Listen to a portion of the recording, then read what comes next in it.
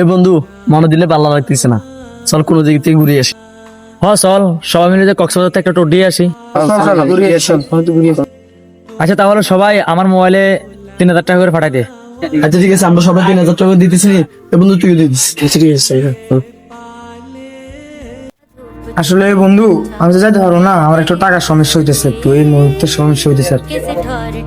আর বেটা টাকা পয়সা নিয়ে কি চিন্তা কর, সমস্যা নাই, আমি এখন তোকে দিচ্ছি নি, তুই পরে আমাকে দিয়ে দিস।